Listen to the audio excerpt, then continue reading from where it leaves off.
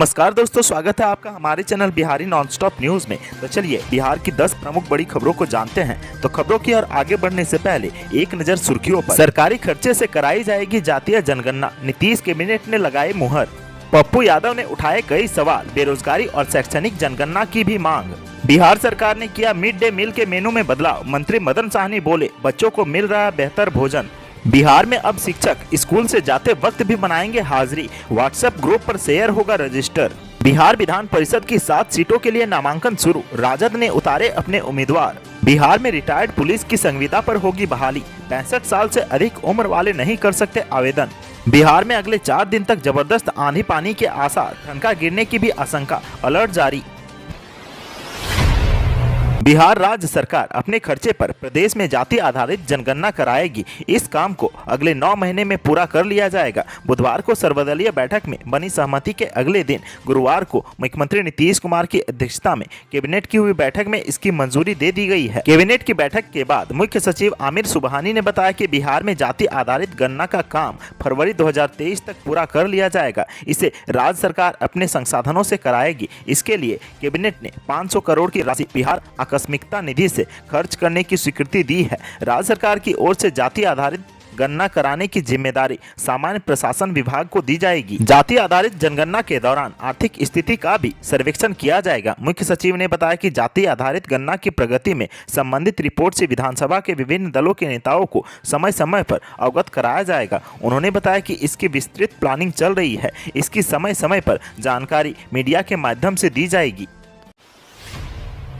जन अधिकार पार्टी के राष्ट्रीय अध्यक्ष राजेश रंजन उर्फ पप्पू यादव ने गुरुवार को प्रेस कॉन्फ्रेंस पर जातिगत जनगणना के मुद्दे पर सरकार और विपक्ष को आड़े हाथों लिया है। उन्होंने कहा कि जातिगत जनगणना के लिए हुए सर्वदलीय बैठक में सिर्फ उन्हीं को बुलाया गया जो कुछ खास जातियों की जनगणना के समर्थक में हैं। सभी पार्टियों को बैठक के लिए आमंत्रित नहीं किया गया था। पप्पू यादव ने कहा कि जातिगत जनगणना करवाने के लिए सब साथ हैं, लेकिन बेरोजगारी, पलायन और शैक्षणिक जनगणना भी होनी चाहिए। उन्होंने कहा कि यहाँ सिर्फ जातियों और उपजातियों की जनगणना की बात हो रही है, जबकि मेरी मांग है कि इस जनगणना में आर्थिक, शैक्षणिक, बेरोजगारी और राजनीतिक भागीदारी को भी शामिल किया जाना चाहिए।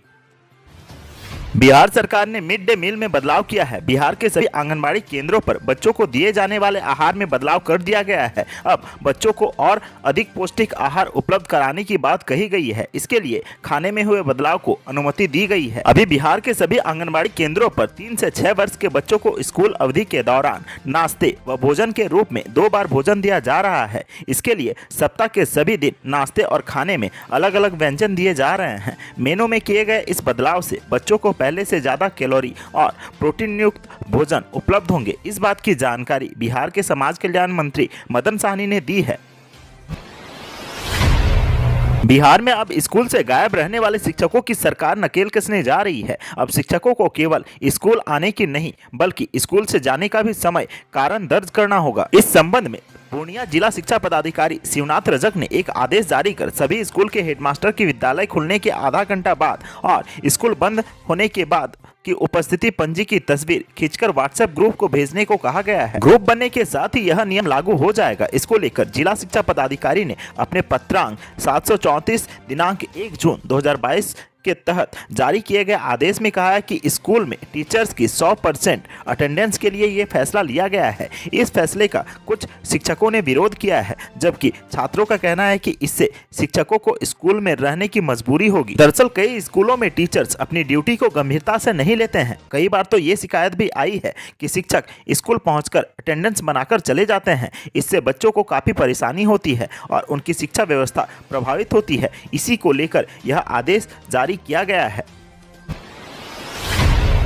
बिहार विधान परिषद की 7 सीटों के लिए गुरुवार से नामांकन शुरू हो गया है। बिहार विधान परिषद की 7 सीटों पर 20 जून को चुनाव होना है। आगामी 9 जून तक नामांकन की प्रक्रिया चलेगी। इन 7 सीटों में से 3 पर राजद की तरफ से उम्मीदवारों की घोषणा कर दी गई है, लेकिन विधान परिषद के लिए एनडीए उम्मीदवारों के नामों की फिलहाल घोषणा नहीं हुई है। विधान परिषद की 7 सीटों के लिए होने वाले चुनाव को लेकर सियासी गहमागहमी तेज है। राजद की तरफ से मुन्नी देवी, मोहम्मद कारी सोहेब और अशोक कुमार पांडे को उम्मीदवार बनाया गया है, जबकि भाजपा और जदयू उम्मीदवारों के नामों पर फिलहाल सस्पेंस बना हुआ है। राजद की तरफ से 3 उम्मीदवारों की घोषणा किए जाने से कांग्रेस और वामपंथी दल में नाराजगी देखी जा रही है। ऐसे में राजद की तीसरी सीट को लेकर भी संशय बना हुआ है। दरअसल कांग्रेस और माले के मत के बिना राजद का तीसरा उम्मीदवार सदन तक नहीं पहुंच सकता है। ऐसे में अगर कांग्रेस और माले मिलकर अपना उम्मीदवार देता है तो विधान परिषद का चुनाव बेहद दिलचस्प हो जाएगा। ऐसे में अब सबकी निगाहें भाजपा और जदयू से ज्यादा कांग्रेस और माले की तरफ टिकी हुई है।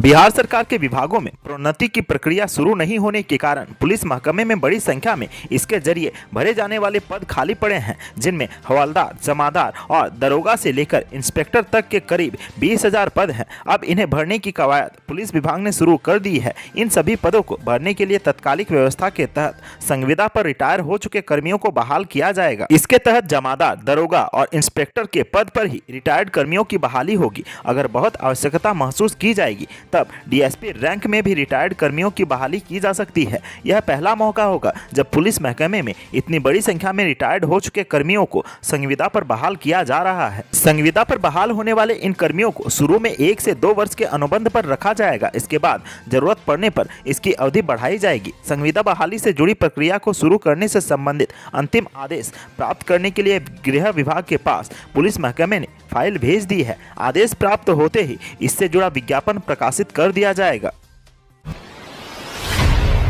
उत्तरी बिहार के तकरीबन सभी जिलों में अगले 4 से 5 दिन तक जबरदस्त आंधी पानी के आसार हैं। इस दौरान ठनका गिरने की भी आशंका है। आईएमडी ने उत्तरी बिहार के सभी जिलों के लिए अलर्ट जारी किया है। रिपोर्ट के मुताबिक इस दौरान कमोबोश पूरे प्रदेश में 30 से 40 किलोमीटर प्रति घंटे की रफ्तार से हवा चलने की आशंका है। दक्षिणी बिहार में उमस भरी गर्मी का दौर चलता रहेगा। यहाँ छिटपुट जगहों पर आंधी पानी के आसार हैं। दरअसल बिहार के रास्ते एक ट्रफ लाइन गुजर रही है। इसकी वजह से इस क्षेत्र में चक्रवाती कम दबाव का केंद्र उत्तर बिहार बन रहा है। पूर्वैया चलने से उमस भरी गर्मी से अभी राहत मिलने के आसार नहीं हैं। पीएमसीएच में अब बाहर की दवा लिखने वाले डॉक्टरों की खैर नहीं है, क्योंकि उनको पकड़ने के लिए अस्पताल प्रशासन ने नया तरीका अख्तियार कर लिया है। अब ऐसे डॉक्टरों को पकड़ने के लिए अस्पताल के अधीक्षक डॉक्टर IS ठाकुर के निर्देश पर धावा दल का गठन किया गया है, जिसमें 2 सीनियर व कुछ जूनियर डॉक्टरों को शामिल किया गया है। यह टीम OPD से लेकर अलग अलग वार्ड व इमरजेंसी वार्डों में औचक निरीक्षण करेगी और कौन डॉक्टर बाहर की दवा मरीजों को लिख रहे हैं उसको पकड़ेगी। साथ ही इमरजेंसी वार्ड के डॉक्टरों को भी निर्देश दिया गया है कि जो भी मरीज पहले आते हैं उनको तुरंत भर्ती कर इलाज शुरू कर देना है। पटना स्वास्थ्य विभाग के अपर मुख्य सचिव प्रत्यय अमृत ने सोमवार को पीएमसीएच अस्पताल का औचक निरीक्षण किया। प्रत्यय अमृत सबसे पहले अस्पताल में L&T कंपनी की ओर से विश्व स्तरीय अस्पताल के निर्माण कार्य को देखा और उन्होंने काम में तेजी लाने का निर्देश दिए। इसके बाद वह नए सर्जिकल इमरजेंसी वार्ड पहुंचे, जहां सेंट्रलाइज AC बंद पाया गया। AC बंद होने का कारण पूछा और उसे तत्काल प्रभाव से ठीक करने का निर्देश दिए। बिहार में आज से नदियों से बालू खनन बंद हो जाएगा। नए सिरे से वापस खनन कार्य जिलों की सर्वेक्षण रिपोर्ट के आधार पर हो सकेगा। सुप्रीम कोर्ट का यह आदेश है। पहले ग्रीन ट्रिब्यूनल के आदेश पर जुलाई से सितंबर तक खनन कार्य बंद रहता था, लेकिन इस बार जून से ही खनन कार्य बंद रहेगा। कई महीने बालू खनन बंद होने के बाद भी खान और भूतत्व विभाग ने दावा किया है कि राज्य में पर्याप्त मात्रा में बालू का भंडार है। जिलों के माध्यम से नए सिरे से बालू खनन के लिए बंदोबस्त होगा। खान और भूतत्व विभाग के मुताबिक सुप्रीम कोर्ट के आदेश के आलोक में फिलहाल 16 जिलों में बालू का खनन हो रहा था। जिन जिलों में खनन हो रहा था वहां के बंदोबस्तधारियों से 31 मई तक का राजस्व लिया गया था। मिली जानकारी के अनुसार सुप्रीम कोर्ट ने नवंबर 2021 में पारित अपने आदेश में राज्य सरकार को निर्देश दिए थे कि सभी जिलों को जिला सर्वेक्षण रिपोर्ट बनाकर पेश करें।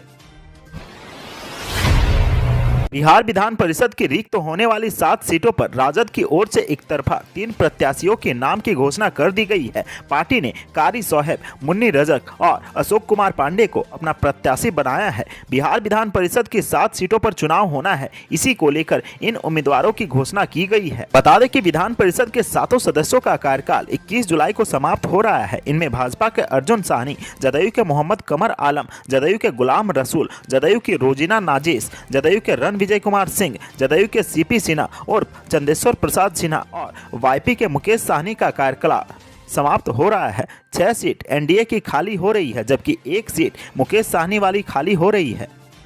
आज के सुर्खियों में बस इतना ही। बिहार से जुड़ी खबरों के लिए सब्सक्राइब करें हमारे चैनल को और साथ ही साथ फेसबुक और इंस्टाग्राम में हमें फॉलो करना ना भूलें। धन्यवाद।